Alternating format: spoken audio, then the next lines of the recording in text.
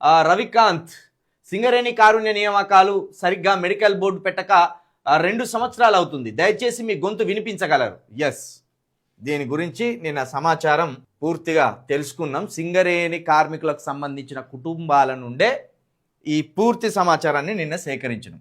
2001 Singareni board medical board ఇది ఏంది అనుకోని ఒక్కసారి ఒక 10 నిమిషాలు వివరిస్తాం. పాపం 2000 కుటుంబాలు అగమ్య గోచరంలో పడ్డాయి. 2000 కుటుంబాలు ఓ విధంగా రోడ్డున పడ్డట్టే. ఆ కుటుంబాల వారసులు కూడా రోడ్డున పడ్డట్టే. 2001లో మన ఆంధ్రబాబు చంద్రబాబు కారుణ్య నియామకాలను రద్దు చేసిండు. అంటే వారసత్వ ఉద్యోగాలను రద్దు చేసిండు 2001లో. అయితే తెలంగాణ ఏర్పడ్డ తర్వాత 2018లో కేసీఆర్ గారు ఇదే సింగరేణి మెడికల్ బోర్డు ఏర్పాటు చేసి ప్రతి నెల మెడికల్ బోర్డుని నిర్వహించేదట.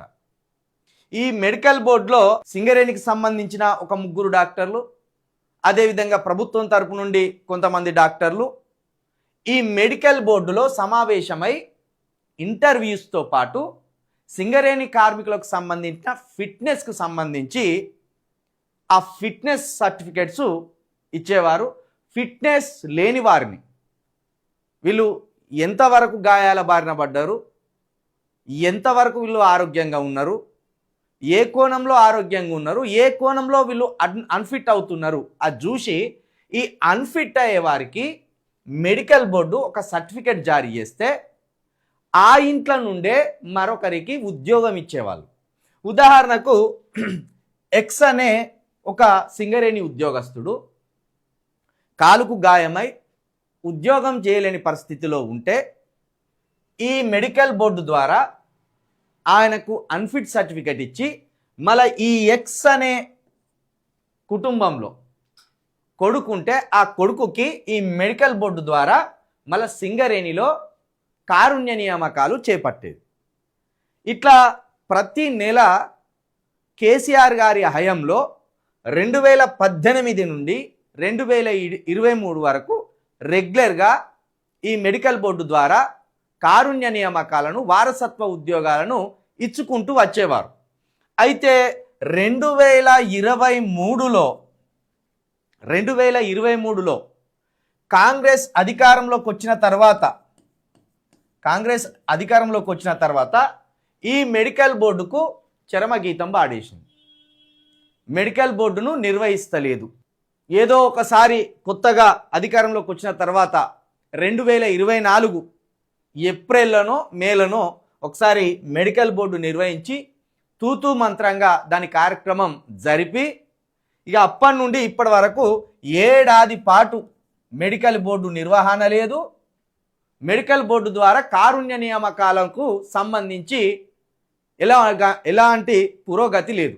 దాదాపుగా 2000 మంది కార్మికులు ఫిట్నెస్ కోల్పోయినట్టుగా వారి కుటుంబ సభ్యులు వాళ్ళ వారసులు చెప్తున్నారు. వాళ్ళకి సంబంధించి ఒక వాట్సాప్ గ్రూప్ కూడా ఏర్పాటు చేసుకున్నారు. వాళ్ళ బాధలను ఏ మీడియా అయినా చెప్తుందా, ఏ మంత్రి అయినా చెప్తాడా? రాష్ట్ర ప్రభుత్వం పట్టించుకొని ఈ 2000 కుటుంబాలకు సంబంధించి కారుణ్య నియామకాలను ఏమైనా చేపడుతుందా, ఆ కుటుంబాలను ఆదుకుంటుందా అని వాళ్ళొక వాట్సాప్ గ్రూప్ కూడా క్రియేట్ చేసుకొని వాళ్ళ సమస్యలను మాలాంటి ద్వారా ఈ ప్రభుత్వానికి వినిపించాలని ఆవేదన వాళ్ళ గోడును వ్యక్తపరుచుకుంటున్నారు.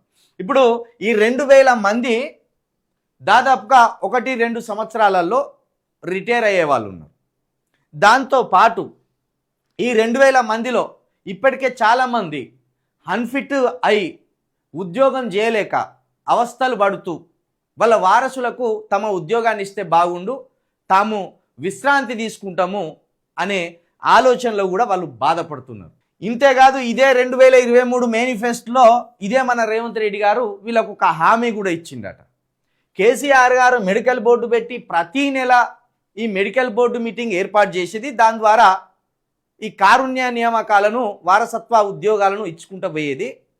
మేము నెలలో 3 మెడికల్ బోర్డులు నిర్వహిస్తామని ఇంకొక ఊకదంపుడు ఉపన్యాసం ఇచ్చిండు. నోటి మాటలే కదా, నాలుకనే కదా, ఎటు పడితే అటు తిప్పచ్చు. నెలకు 1కే దిక్కు లేదు, నెలకు 3 మెడికల్ బోర్డులు నిర్వహిస్తాం, ఈ 3 మెడికల్ బోర్డుల ద్వారా త్వరితగతిన ఎప్పటికప్పుడు ఉద్యోగస్తులను తీసుకుంటాం, లేకపోతే వ్యాధుల బారిన పడ్డ వాళ్ళు కావచ్చు, గాయాల బారిన పడ్డ వాళ్ళు కావచ్చు, ఫిట్నెస్ కోల్పోయిన వాళ్ళ ప్లేసులో వాళ్ళ కుటుంబంలోని సభ్యుడికి ఉద్యోగం ఇస్తాం. ఇట్లా నెలకు 3 మెడికల్ బోర్డులు నిర్వహించడం ద్వారా అతి త్వరగా సమస్యను పరిష్కరిస్తాం మేమని ఈ సింగరేణికి సంబంధించిన కుటుంబాలకు రేవంత్ రెడ్డి గారు ఒక గొప్ప మాటను నిజం చేస్తాడేమో అనుకున్నట్టుగా ఊరించి వాళ్ళ బతుకుల మీద మన్నుబోసే ప్రయత్నం చేసింది. ఇప్పుడు 2000 కుటుంబాలు ప్రమాదంలో పడ్డాయి. ఓ విధంగా ఇంకొక ఏడాది గడిచిపోతే, ఈ ఏడాది లోపు ఈ మెడికల్ బోర్డును కనుక నిర్వహించకపోతే ఈ 2000 కుటుంబాలు రిటైర్మెంట్ అవుతాయి. రిటైర్మెంట్ అయిన తర్వాత ఇక ఏ ఒక్క మనిషి కూడా, ఏ ఒక్క మంత్రి కూడా దీని గురించి ఆలోచించరు, ఈ 2000 కుటుంబాల గురించి ఆలోచించరు. ఓ విధంగా వీళ్ళు రోడ్డున పడ్డట్టే. కాబట్టి మేము యూ న్యూస్ తరపున చిలుకా ప్రవీణ్ గొంతుగా ఈ రాష్ట్ర ముఖ్యమంత్రి గారికి విన్నపం చేస్తున్నాం. మీరిచ్చిన హామీలే 420 హామీలు ఇచ్చింది కదా, అందులో ఇదొక హామీ. 2023లో మీరు ప్రతి నెల 3 సింగరేణి మెడికల్ బోర్డులను ఏర్పాటు చేసి అత్యంత వేగంగా బాధితులకు సింగరేణిలో ఉద్యోగాలు ఇస్తామని చెప్పింది.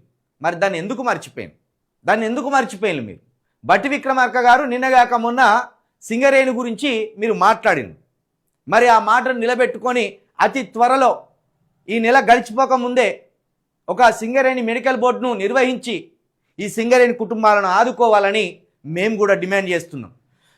లేని పక్షంలో దీన్ని ఎవరి ద్వారానైనా మేము ఈ రాష్ట్ర వ్యాప్తంగా ఒక చర్చకు పెట్టి దీన్ని ఒక పెద్ద విషయంగా ఈ రాష్ట్ర ప్రభుత్వం పరిగణించేలాగా మేము కూడా చర్యలు తీసుకుంటాం.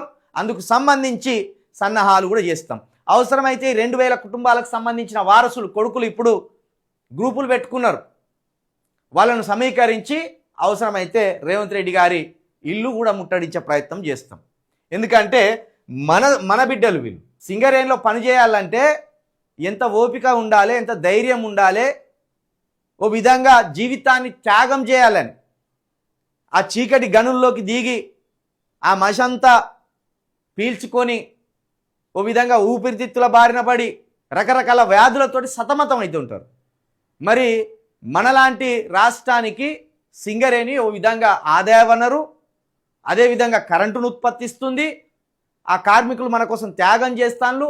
చావు అందులోకి వెళ్తే సస్తమో బయటకు వస్తామో తెలియని పరిస్థితుల్లో కూడా కుటుంబాలను పోషించుకోవడానికి తమ వంతుగా ఉద్యోగాలు చేస్తూ రాష్ట్రానికి కూడా ఉపయోగపడుతున్నారు. మరి అసొంటి వాళ్ళ జీవితాలతోటి రాష్ట్ర ప్రభుత్వాలు ఆడుకోవడం ఏమాత్రం సమంజసం కాదు. కేసీఆర్ కంటే నేను ఇంకొకటి ఎక్కువనే చేస్తా అని చెప్పుకున్న రేవంత్ రెడ్డి గారు కేసీఆర్ చేసిన దాన్ని కనీసం మీరు తిరిగి ఇవ్వండి. కేసీఆర్ చేసిన పనిని మీరు చేస్తే చాలు. మేము 3 మెడికల్ బోర్డులు పెడతామని ఈ ఎచ్చుల మాటలు బంద్ చేసి ఉన్న మెడికల్ బోర్డును ఏర్పాటు చేసి సింగరేణి కార్మికులకు సహాయం అందించాలని మరొకసారి యూనిస్ ద్వారా డిమాండ్ చేస్తున్నాం.